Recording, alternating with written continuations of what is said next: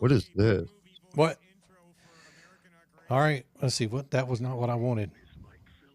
Why did it do that? I don't have that one. There we go. I hit the wrong button. Good job, Ron.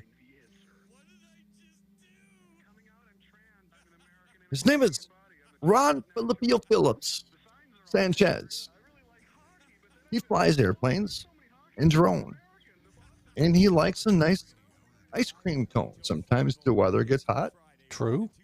He gets hot and sweaty and has to go find a cot.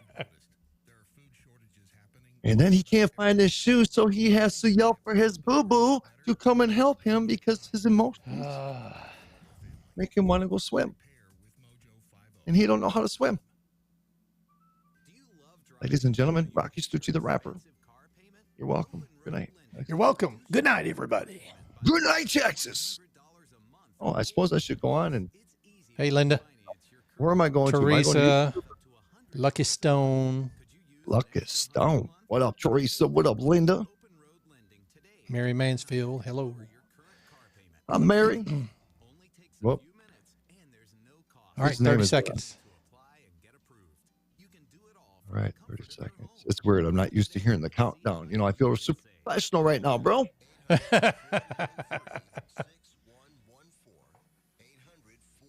All right, here we go. Stand by.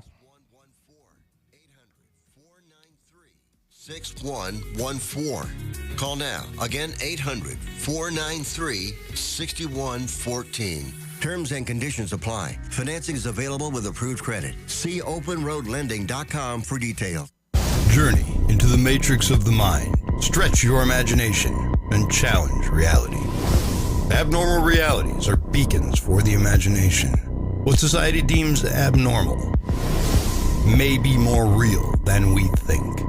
This is Abnormal Realities with your hosts, Ron Phillips and Rocky Stucci.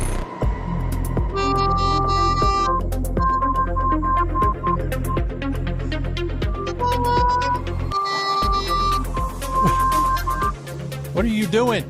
I'm not lying. I wrote that right before the show started. I literally wrote that in the last 30 freaking seconds. Ladies and gentlemen, you are welcome. That was a one-of-a-kind masterpiece. You'll never hear it again. I'm retiring the song right now. Thank you. They didn't hear very much of it because the sound drowned you out. The intro. That was a good thing. Thank you, sound, for drowning me out because it did us a favor, actually. Welcome, folks. Hey, man, it's Thursday freaking night. What's up, Phillips? It's Thursday night. It's been a hell of a week. It has been a hell of a week. Yesterday was a bad day, though. I mean, everybody, if you've seen my Facebook page, then you know why. But what are you looking at? You didn't even feel that, did you? What? My hug? Did you hug me? I did. Oh, thanks, bud. First, brother, I hate this, man. I do.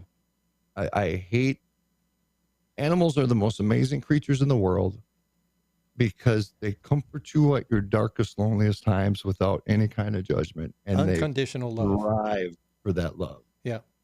And yesterday, go ahead. I'm sorry. Go ahead. Tell everybody. Oh, no. Yesterday, I had to put my big boxer boy down. And we really debated on whether it was actually time to do it. About 3 months ago, he kind of developed this little hitch in his back legs, and we noticed him slipping around on the floor. And we went and had him checked out.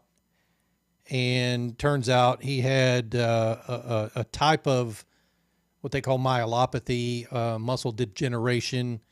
It's similar to what Lou Gehrig's disease or ALS is in humans.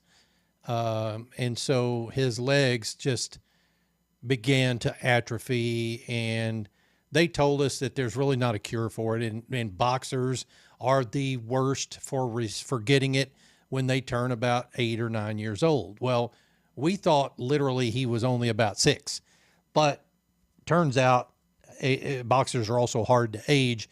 And we rescued him in 2019 from a boxer rescue out of South Texas. They said they found him wandering the streets of San Antonio somewhere down there, or in the San Antonio area. Right. You know, a lot of people didn't know that this dude had he had a story. You know, this dude Oh, came he from had a the- story, but he was one of the most docile and loving animals I've ever owned. I mean, this was an old soul, if you will. Think about it And though. I mean, this dog was literally homeless. They found it on the streets. I don't even Yeah. know what it looked like when they found him, right? they said But he then- was ragged looking. Right. And then he ends up with you. And Yeah. you know, I think, you know, if I was coming from a rough life and I got to hang out with Misty all day and get, you know, some treats throughout the day and a nice comfortable pillow, dude, I think that's a good way. You know, I think Well- that I was super grateful for everything you did. And he had a good life here. Don't get me wrong, but over the last 3 months, he just had been getting worse, and it got to a point where Misty had a lot of you know the 18 to 24 inch wide rug runners, Yep. because we have a wood floor in the house, and so Misty would bought a lot of them so that all of the places he went, he could stay on carpet, because if he was on carpet, he was able to keep his legs underneath him. So we had them all over the house. Rocky's seen them. It's But the funniest thing because he would not walk on the hardwood floor. And He when I wouldn't. came over the first day and they had the carpet, he couldn't wait to come up to the meatball and get a little pat on the That's ass. right. You know what I mean? I said, "What's well, up, boy?" about a week and a half, 2 weeks ago, Misty heard scratching on the floor. And sometimes he'll lose his footing and he panics, right? And he starts doing this skittling around. Well, she didn't hear that. She heard the scratching on the floor. She came around the corner and he had pushed one of the carpets out of the way and he was sprawled out on the floor and he couldn't get his feet underneath him to stand up. So he was scratching the floor. So she went over and picked him up, put him back on the carpet. So we took him back to the doctor and they confirmed that it was just getting worse and worse, and that eventually he would lose control over his bladder and stuff like that. And we just had to make the tough decision. I mean, he had a really good life, but dude, anytime I've had to put a dog down, it's always been under emergency conditions where they had a problem and you had to rush them to the emergency room, and there they tell you it doesn't look good. This is, end of life kind of stuff. And so we would make the call right there. We didn't have time to think about it, blah, blah, blah. Well, we took him a week ago to the vet and ended up making the call to schedule the appointment then. You know how hard it is to look at your damn dog who's just loves you to death for a week, knowing what's going on? The hardest part, man, I've grown up all my life with, and we've always had animals. You come over to my house, we got a freaking zoo. I mean, there was a time we had 200 birds in our house, that's not counting the babies. But we have 4 chihuahuas right now, and we got a cat. We love animals. Ron and Misty and Kate and Bonnie, they love animals. It's just who we are as people. We love that companionship and friendship, right? The hardest thing, man, is like you're saying, Ron, is to watch this progression, just like with humans. Somebody gets Alzheimer's or whatever. Yeah. You'll have this dog or a cat or person that, you're so used to that individual, and then you start losing them. And the hardest thing, like with the dog, is that it's not good. And it's bad. And it's not going to get any better. But you love the son of a bitch so much that it's just like, maybe tomorrow, one more day. The hardest thing is to make that decision. Well, you asked Misty. I called it off. I called it off twice during the week. We didn't actually call the vet, but I mean, I was like, I'm gonna give him a stay of execution. I couldn't do it. And even that morning, when I looked at him right before before we left the house, I was like, I can't do this. We ended up doing it because in my heart, I felt it was better for him to be able to go across that Rainbow Bridge and run, since he hasn't been able to hardly walk, much less run in the last 3 or 4 months. I mean, don't want to say goodbye. To some dude. people, that sounds corny. Say goodbye. No, it don't. To some people, it does. I get it. But to me, that was real. It was heartbreaking. Just knowing that when he was leaving the house yesterday and I picked him up to put him up in the truck, he just couldn't jump up there. Let me ask you this. Somebody's dying in their bed of a horrifying cancer, and you're going to keep somebody alive of a horrifying cancer because it's that hard to say goodbye. This is a scenario. This isn't a real thing. there has to be the time to where it's like, dude, I get it, man. And I'm not good at it because I don't want to say goodbye. It's just like, you're losing something of an escape, right? It's almost like a medication that whenever somebody's sad, what do? They go cuddle up with their animal. Yeah. You know what I'm saying? They go cuddle up with their animal. So we don't want to make, because I remember we had Bruno, the cat. Lisa called me at work, bawling. She was at the vet. He had this huge tumor in him. There's nothing they could do. It was inevitable, but they still needed us to say, do it, right? Yeah. Oh, yeah. She couldn't do it. She was at the vet right there, and she could not verbally say to the vet, kill him. So I was the one who had to do it. And then I had to hear it all and hear everybody crying in the background. Yeah. And it's just like, and to a lot of people around, they're like, it's a cat.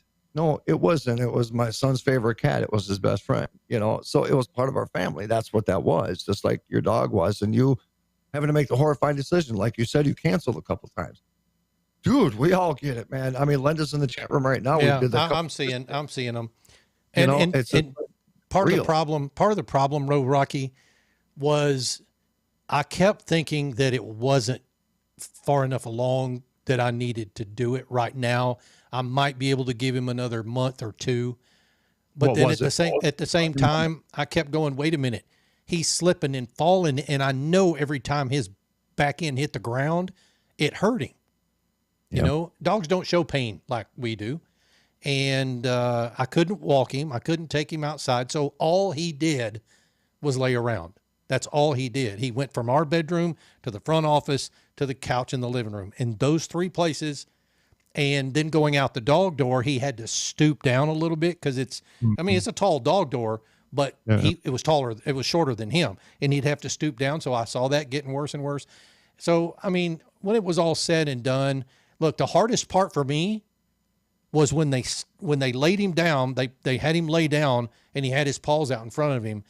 The hardest part for me was when she stuck the needle in his arm. He was fine. He was fine. And then, and he's just sitting there looking around. And then all of a sudden his head pops up and he looks and he turns his head like this. And the doctor said, I know it. What did she say? Something about dizzy and you're going to go to sleep. And as soon as she said that, he just laid his head down on the ground and that was it. He didn't move from that spot. And Misty lost it. I was losing it. It was just horrible. Nobody wants to have to do that. I get it. I did it out of love. Misty did it out of love. That's the hard part though.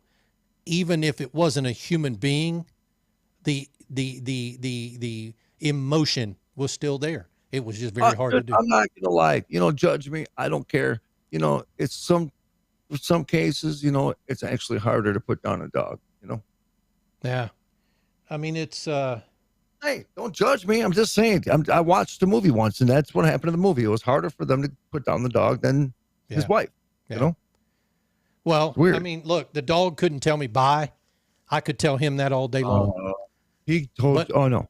And you know, when you looked in his eyes, Rocky, his eyes always looked welcoming, right? He had those little droopy eyes, and he always looked like he was, give me a hug. I love you, that kind of thing. Oh, it was sad right now. I'm literally sad right now. Yeah. But you know him. I mean, you knew him. You've seen him. So yeah, it was tough, but it's one of those things. And Misty and I, we just prayed a little bit when we got done, and of course we came back home without him, and the other dogs are like, "What's going on?" Yeah, dude, can I tell you something? If something ever happens to Peanut, just don't tell me. You know what I mean? Just don't tell me. Let me figure it out in like 9 months. She's not feeling real good today because she had to go get her shots. Oh, and she ain't got no meat. That's her problem. She's just bone and air. That's it. He's talking about the little Chihuahua we have. She's about this big. I think she's 2.4 pounds right now. So she literally, her brain is the size of a pencil eraser. Really, that's it, bro. I'm telling you, I'm not even joking.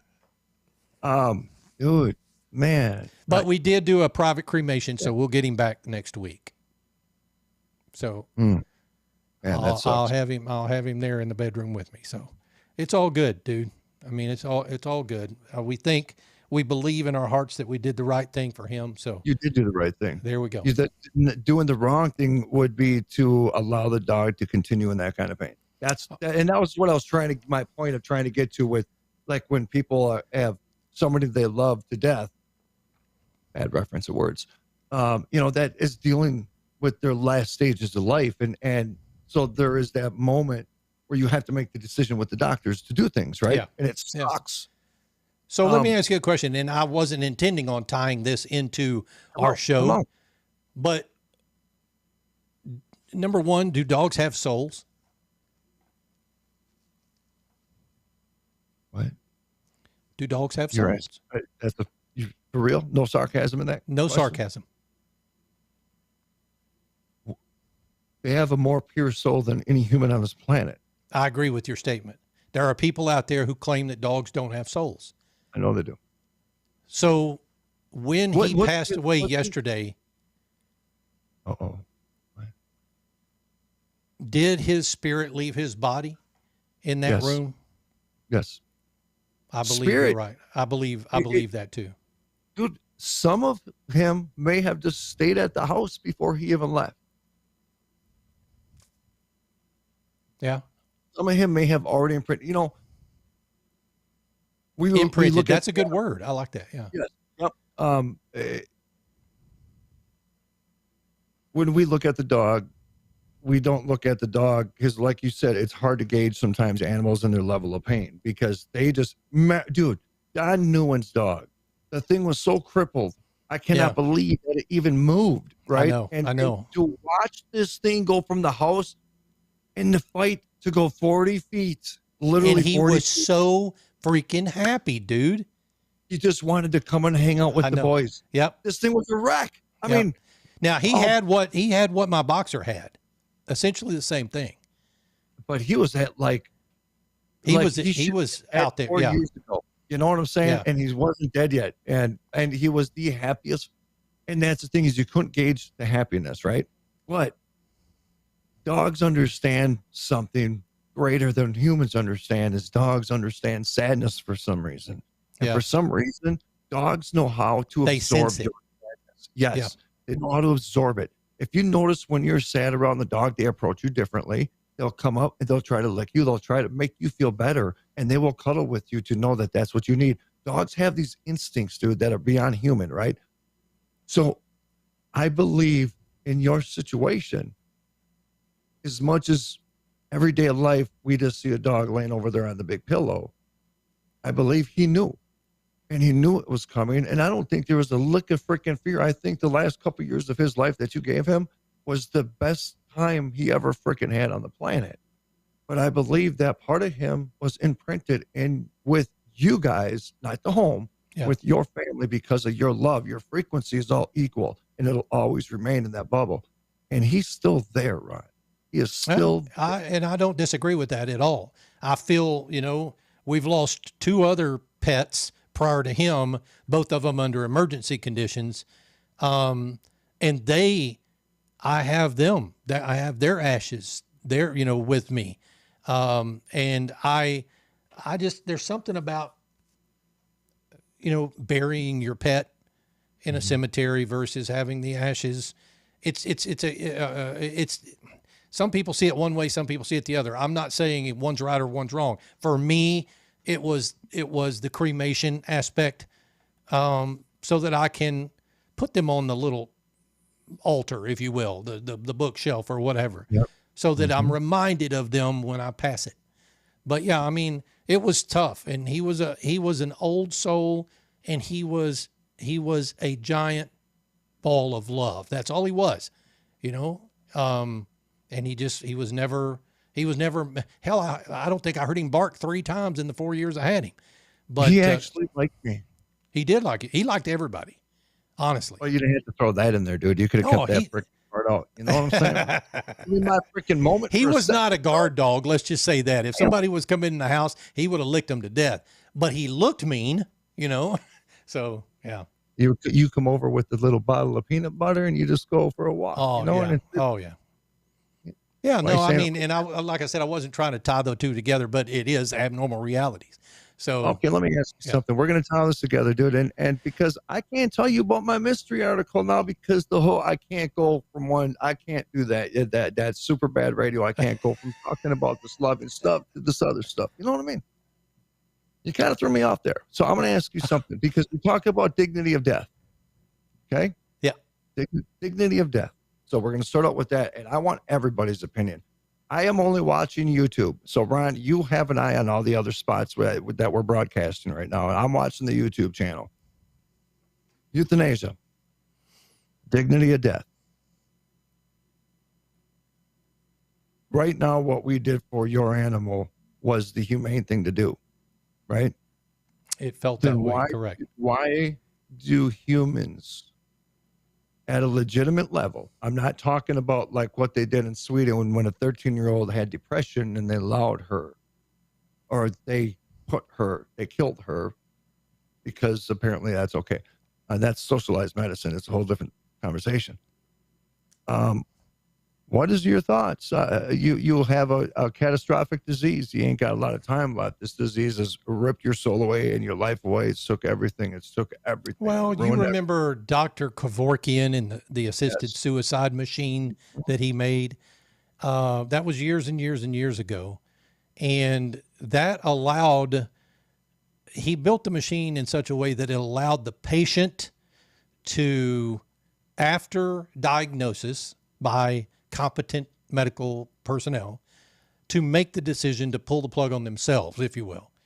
And, they started the process of the injections that put them to sleep and then ultimately stopped their heart. Hold on 1 second, Ron. Hold on 1 second. Hey, Linda, you know what? I don't know why I'm even compelled to say this, but I have to completely stop everything to say this.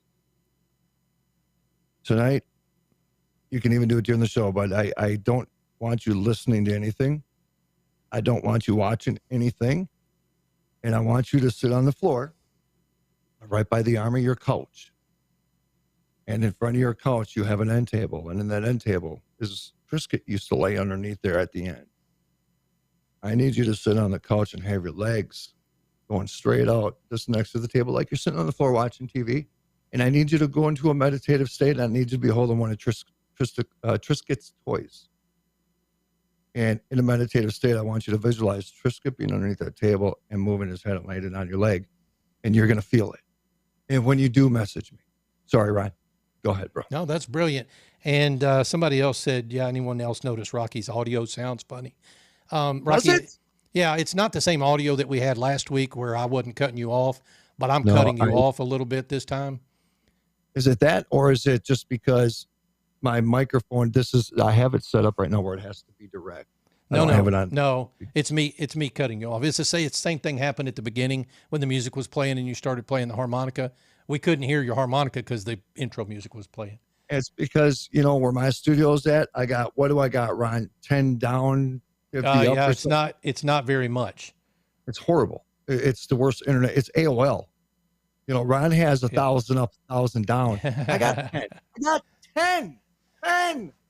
Ron has 1,000. And I don't know what happened last week that it was so good. There's some kind of different connection this week. I don't know what. It depends how many people are using my bandwidth.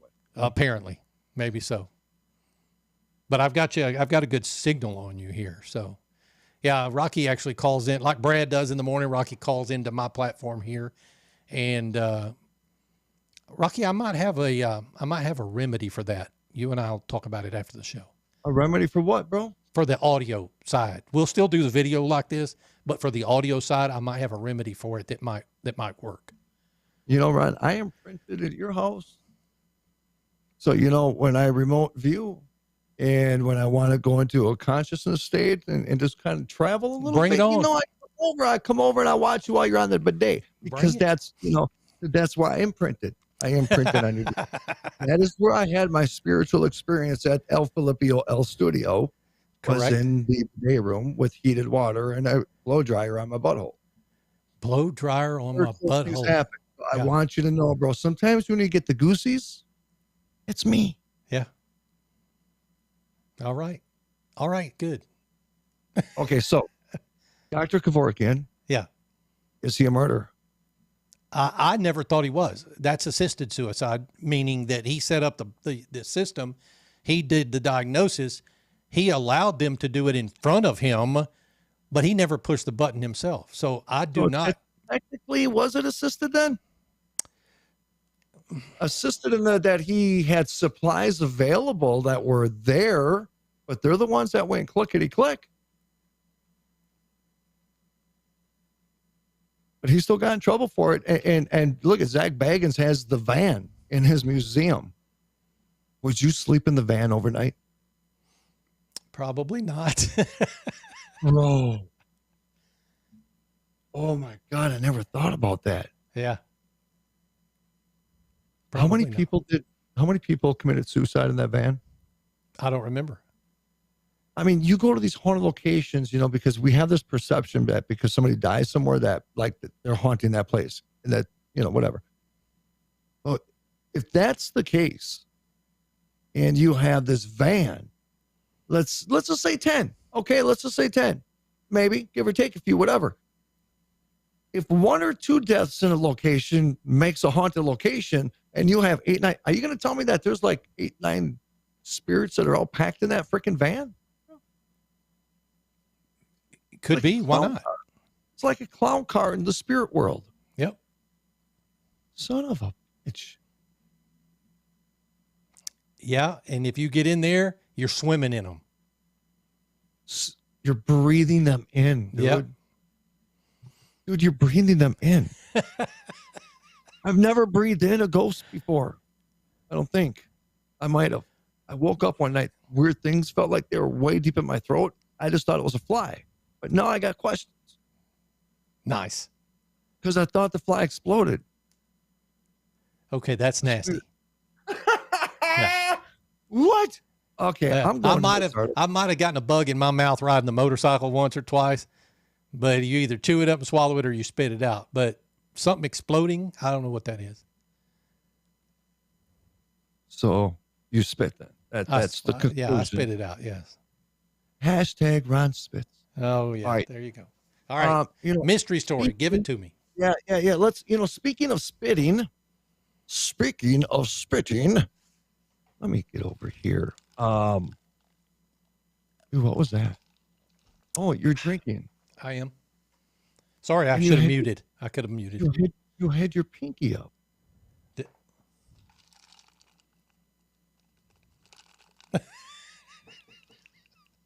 Here. There we go. No, I actually think that was a pretty good sound effect. I kind of, It is. It's my iced tea. So, do we continue with this saga within the Catholic Church? Catholic bishops in Italy revealed Thursday that over 600 cases of sexual abuse by priests in the country were on the file at the Vatican. Over 600 for the last 10 years. There's been over 600 priests with sexual freaking cases. 600. I don't even know where to go beyond that. I don't even know why I even brought it up. I should have never brought it up, because all of a sudden, my frequency just shifted. It kind of shifted, and I'm thinking of hammers now. I'm thinking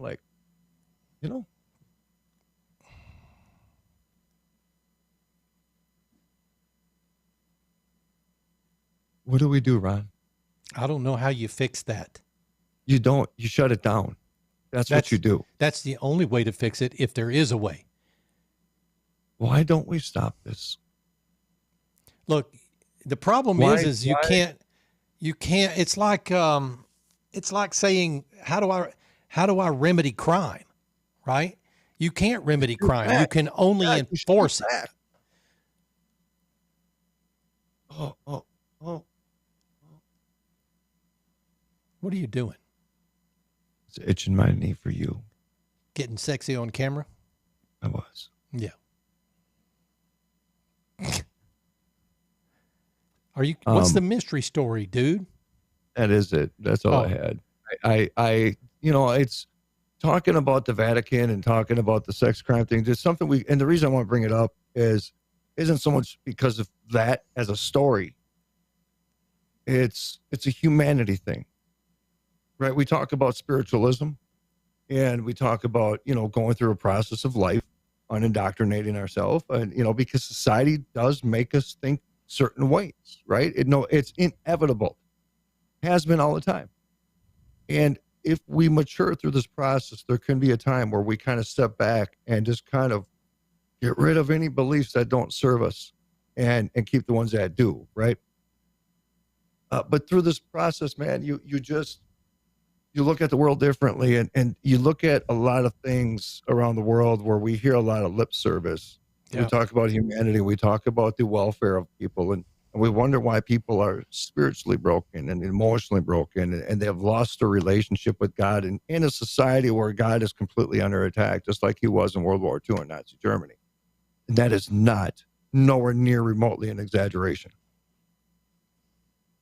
But brother, we're talking about an organization that claims to represent and carry the blood of Christ, to represent every moral belief and behavior to man.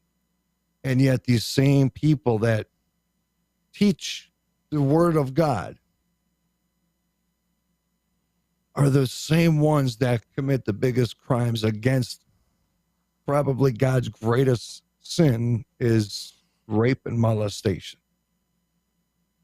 But here it is that we know people personally that have worked the southern border. Yeah. We know personally that there are children that are being crossed over and over again. This is not a current event conversation. We don't do anything, brother. We don't do nothing for them. We do nothing. We hear about what's going on in Iran right now.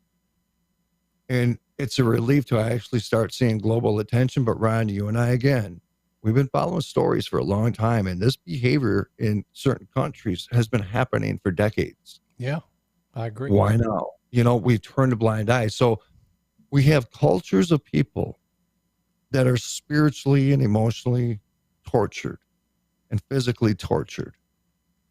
And then we have another population of people that claim to speak up, and they'll change their profile picture and they'll talk about it, but nothing ever changes.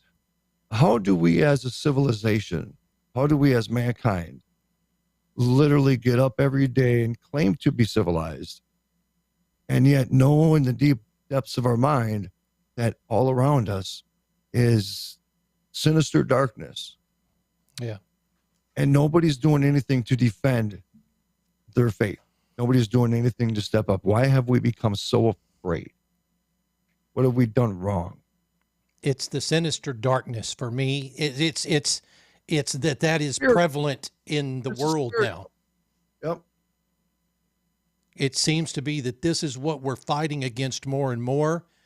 It's like it's getting darker, if you will. Evil is out there, and evil just grows, right? And I hate that. I hate it. And you see Christians of all faiths, right? You see them fighting harder and harder against this kind of stuff. But because it's hidden, because nobody sees it, because it doesn't make the news, because let's say the Catholic Church is hiding it or whatever the case may be, it's not at the top of people's minds all the time. And so, if you've got 600 reports or investigations going on just in the last 10 years, 600 plus, there's a problem, and it only can be fixed from the top down. And the man who's closest to God is the one who has to take care of that on the way down. He is the embodiment on earth. He's the one that has to take care of that. These are the same people we tell our confessions to. Absolutely, they are, and the hypocrisy is strong in this world. God, and so okay, I'm trying to stay super professional on this subject, right? I'm just out of respect. My dad is a devout Catholic. He still serves in mass. I gotta whatever. Why is it?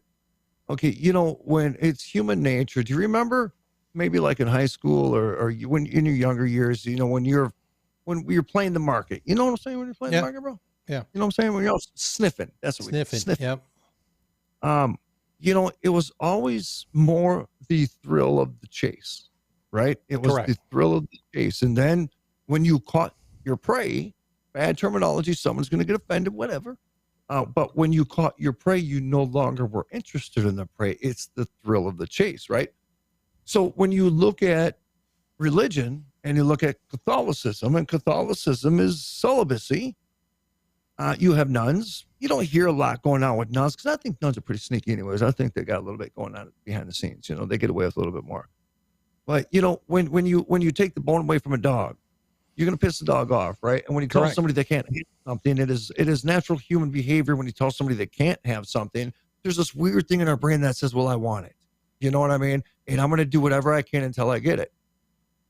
When you take sex away from a human being, not from a priest, when you take sex away from a human being and say you cannot have sex, I don't care how pure somebody is. I don't care how holy somebody claims to be on this planet. They have desires. They can't tell me their balls don't tingle every once in a while. You cannot tell me that. So we take that and brother, that is an animalistic instinct. Yeah. We are animals. That is what we are. And it's just like you're going to go tell that lion over there that he has 15 lionesses in front of him and they're all in heat, but he can't touch one of them. So the only thing that they're around all the time are students. And this is what happens, man. And so if we just says, you know what, we're going to change things up a little bit. Why don't you guys just go get married? Let's just kind of change it up. That way, those perversions could be handled in a adult way. Yeah. And then those perversions will be gone and that stimulations won't be there. And it's just like, and nobody really even cares. Did I just go off the wall on that, bro? Did I just mess it all up? Did I screw up what I was trying to say? I don't think so, but I mean, it's I may have always, misrepresented what I was actually trying to say on that. I don't know. I'll listen back and get mad at myself. Don't worry about it. Ron's being careful on what he's saying. I'm trying to be, but at the same time, get my point across. It's the people who you don't expect that would do this, who you put your trust into, who are going to let you down. The problem is it's not just the people you love the most are the people you hurt the most. That's correct. And it's not that it's consensual sex of adults. That's legal, right? It may be immoral depending on your status or position, whatever the case may be, but it is illegal to have that or to do that with minors. And that's where my problem comes into play. Children do not know better. They don't know in many cases that they're being manipulated. That's the thing that hurts my heart. And we don't need to even bring up what happened here locally. Dude, I saw that video and I almost effing puked. You want to talk about taking the spiritualism out of people, taking Jesus away from people, taking faith away from people, and then introducing them to that. We don't even need to talk about it. I'm just saying. And Thomas Becker, you're absolutely right. My dad's one of them. We have a lot of very good, strong friends of Catholic faith that are very much doing very good things to push back against. See, we're focusing. We're looking at certain numbers. We're looking at certain priests. We have a whole planet full of Catholic priests. It's like we have a whole country full of police officers, but we always focus on like the 3% of them that are pieces of shit. Yeah. We never discount the people that are out there pushing and doing the good. And we do got to recognize that 100%. Right. He looked kind of sexy tonight. It's weird. It's the hat. It is the hat, bro. I like your beanie though too, dude. That's kind of like, what did I say it was? You look like something straight out of Shawshank Redemption tonight with that beanie and that shirt.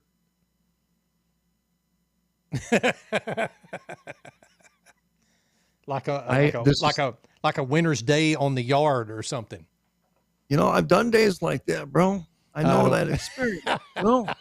I know what's going on. But I never had to put a Shawshank up my wank tank. You know what I mean? Oh, see, now you're okay. All right. So before we get out of here, we got 13 minutes left. Before we get out of here, you're going to have to comment about Egyptian pyramid builders, because last week when we did a show, we didn't talk about jack squat that we had teased. Not one thing, dude. Not one thing. I had to go after the show and redo the whole description and everything. I know. No. So we were going through. Did I pull that up, bro? I think you have it up. Yeah, right here. So, oh no, that's Da Vinci's deadly weapons. We'll cover that on another show, because, dude, that dude made some inventions. Who, Da Vinci? To even think of that, man. You just, today, if you thought about that kind of stuff and you drew it on a piece of paper like Da Vinci did, you're going to get checked out. You're going to be getting up on your door. They're going to be like, yo, do you have any guns in there? Because we're going to take those out just for a few days, because we want to talk to you about something. Yeah, I agree. I'm pulling it up right now. What Ron is referring to, am I in the right one? Yeah, it's how Egyptian pyramid builders moved construction materials when they were building the pyramids. And a lot of people think that they used levers, tree trunks to move them along the ground, but that's not how they did it. Apparently they figured out that when they built the pyramids, they moved their construction materials, including the stones, by water. Yep. Believe it or not, by floating them down a canal. Yeah. So there's actually, they had ships. It's all, we got to be careful, because I know, like, when I was growing up and when I was a kid, we talked about the Vikings. Yeah. I've always envisioned, like Christopher Columbus, you had the Nina, the Pinta, and the Santa Maria, the little Parmesan cheese on there too, What was it you did? He was going little Nina Pinta, a little Santa Maria up in my Parmesan cheese, under my Munda cheese, I said Munda cheese. I really did. I heard you. I said it. Do you want some? No. Are you kidding me right now? As a child, he says, "Are you kidding me right now?" He said, "I'm good. I just had a burger." Yep, thanks. As a child, you envision these ships to be these monstrous, glorious, incredible, structures like Noah's Ark. These ships back in those days were not big, and they still were able, in some weird way, because one of the biggest theories with John Ward, Gebel El Silsila is literally right on the Nile. They live in Dahabea, which is basically a floating hotel while they're on the dig site. Some of the tombs that they had to find and retrieve, but they had to drain water out of them and keep pumps running because the water kept wanting to go in. So a lot of theories is because John's dig site is where they actually were cutting the stone for the pyramids. That's why John's dig site is so significant. That's where a lot of those stones came from. Over 100 miles away. Dude, it's over 100 miles away. And you're talking, some of those things are 2 to 4 freaking ton. Some of those stones were up to 8,000 pounds. 8,000 pounds. You realize the engineering to be able to build a ship and understanding the mechanics of the ship, building it wide and more flatter, longer, to understand that, to be able to carry pieces like that. So the theory is, because the Nile River, if you look historically, it just, rivers move, they dance around like a snake over years and years and years. And so at one time, the Nile River was literally right up by the pyramids. Yeah, that's what I'm reading. And it says the scientists have confirmed that water levels on this Nile tributary that led right up to the pyramids would have been sufficient during 4th Dynasty days, which was 2686 to 2160 BC, making it possible for supply boats to carry millions of tons of limestone and granite directly to the Giza Plateau. And I wouldn't be shocked if somewhere in that article they mentioned Gebel El Silsila. Josh Gase has been there 3 times. And it's logical, Ron. It's the logical thing, right? So that's where you're going to start if you're going to sit here and try to figure out how do they get them up there and how do they build the pyramids. Well, let's figure out how they got them there first. And the water thing is the most logical. Either that or an alien picked the damn thing up and flew it up there. That's number 2 with me. I'm going right to that one right off the bat, you know? No? Yeah, it says the Nile's annual floods provided all the water that was needed for such a system to work once the Egyptians had figured out how best to capture it and use it for their benefit. It seems weird to me. What's that? That they were able to float those big stones. But if you think about it, even those multi-ton ships float in the water, right? And so I think it's displacement, it's all kinds of stuff like that. But if you are cutting limestone 100 miles away, let's say, and you've got to get it there, the only way to do it in those days, I would think, would be over the water. Yeah, or UFOs. UFOs, yeah. Helicopter. Wow. I believe, and I'm trying to remember now, because the Sphinx, the Sphinx, dieser was du machen schlafen, dieser machen Buddha. I believe, isn't there signs like water? There's water there at one time. I can't remember now, but because I believe there's caves underneath there too, and there's signs that there was flooding, and it could have been a flood. I can't remember now, but I know there's some significant events in that area that had to do with water. But if you talk to John, John will support that theory. I don't think John has a theory, but logically speaking, it's a great conversational point to start. You know what I'm saying? Yeah, it's just how do they get it on the boat, and then how do they build the boat? Because you look at the cargo ship we saw in Savannah. You remember how blown away I was? I could not believe how big it was. How many they had on there, bro. I couldn't believe. Oh, dude, they probably had 20,000 of those containers on that ship. And how much does one of those weigh? Tons. Depends on what's in it, of course. Yeah. Each. Yeah. And they have that thing floating across the ocean. No problem. So I think putting the 4,000. So this was the Nile's Khufu branch. It said it turns out water levels on the Khufu were highest during the African humid period, which lasted from 14,800 to 5,500 years ago. From this time on, water levels began to recede gradually. But oh my God. Hey Siri, is Rocky sexy?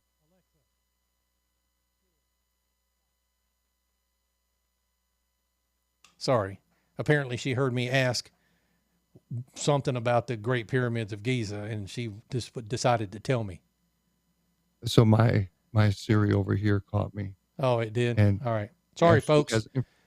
It says was completed approximately 4,500 years ago, as were its 2 partners. This was the Great Pyramid of Giza, which is built to the pharaoh Khufu. The other 2 are Khafre and Menkaure. They said at this time, 4,500 years ago, the Khufu tributary would have been navigable, making the movement of heavy construction materials, primarily limestone and granite, a viable enterprise. There is a documentary somewhere that I saw not too long ago that actually shows how they would have not only floated these limestone stones in the river, but how they floated them up and around the pyramid to be able to stack them on the pyramid. It was crazy. They used to have an overabundance of hippopotamuses around that dig site at the time. Not sure that's what it was. No, I know, but what they used to do, so they would pop at the throat area of a hippo, and they'll die, right? And after about 4 days, the hippo swelled, dude, like a balloon, literally. And so what they'll do is they'll get 2 logs and literally use the hippos to float. Wow.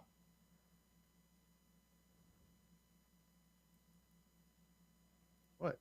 That's that I'm lying to you look. I've seen that before. I've seen that Damn. before. Yeah, But this you is, can I mean, see it's though. it's Makes intriguing sense. to think about because quite honestly, I'm a history buff. I like reading about this kind of stuff. And here's the thing, the fact that there's not enough information written down or carried over throughout the years for us to know exactly how they did it kills me. I Can I mean, tell you something? yeah. I think in my past life I had a relationship with Cleopatra. Really? Yeah. Why do you think that? I don't know. I've actually dreamt about her a couple times, and in my dream I heard things. I didn't know Are what you was sure going it on. wasn't? Are you sure it wasn't some chicken cosplay that you saw at a? Whatever. Yeah. Okay. No, I swear, dude. There's two things. Is Cleopatra. I don't know why I say that. Maybe I saw a movie and it's just in my brain. Okay. And the city of Troy. The city of Troy. Dude, there's something Thank you, about the Lucky city of Stone. Troy. Lucky Stone. What do you do? Cleopatra was Greek, not Egyptian. It don't matter, bro. She was too Greek, even better. What, dude? Rabbit Dog says it's all written down, Ron. It's stored in the Vatican basement. Dude, I'm going to the Vatican and demanding. Come on. I think we need to get Geraldo Rivera to go to the Vatican and bust open that wall and see if there's anything behind it. You know what I'm saying? You guys all remember the Geraldo Rivera. Why don't we need Geraldo? Why don't we get Filipino? We can do it. Yeah. Well, who was he looking for? Who was he looking for when he broke down that? Al Capone. Al Capone safe. That's right. Yeah. Dude, we need to do a sizzle reel. I just saw it. We got it. Do you remember the TV show Chips? Yes. How they would be on their bikes and they would rip their glasses off with their helmet on and everything. Dude, we got to find a couple police motorcycles and go get a police uniform and act like we're doing a Chips commercial or intro to the TV show. We got to do that, man. And then with the music. I agree. We got to talk about something real quick while we're running out of time. So we're interviewing next Tuesday, right? Yep. The schedule originally, and it may still be this way unless Rocky and I make a different decision, was to air this on Thursday night. Except Thursday night is Thanksgiving. So I don't know whether we're going to hold it for the next week or do it on Thursday. No, there's major significance to Thursday night. And this is the whole part of the strategy with the Discovery Channel. Okay. All right. Because Friday is the premiere of the first episode. Well, then we do it. We have to do it Thursday night. So while your belly is full, sit down and listen to the show next Thursday night because it'll be our interview. Morning. Yeah. Yeah, catch it Friday morning or sometime throughout Friday day. It's there. But that's all part of the strategy. Is the day before the launch. It's kind of like their last big push. I agree with you. Yeah. I'm glad you mentioned that. I did not know that, but thank you. And I'm looking forward to it. This is our interview is Thursday or Tuesday afternoon. We'll play it Thursday night. Yeah, we'll play it Thursday night, have it all packaged up, ready to go, and we'll be in the chat room. We'll be in there. Just, if you can stop, come over and say hi real quick. Just come and do that. We got a couple other really cool things in the works right now. We'll see what happens, man, but we love you guys. We appreciate you. We wish you an awesome, awesome weekend. Thanks, everybody, for your love you gave, Ron. Ron, take us home, brother. Thank you. Thank you, everybody. OdysseyRadio.com. That's where you can find all the shows. We're still looking for shows. Always will be. Send them to us if you've got them, and we'll take them, probably. RomikaDesigns.com, InsaneTumblers.com. Go check us out. Hey, Sarah Nichols, he sent us a show. We're telling you no. Okay. See you, everybody.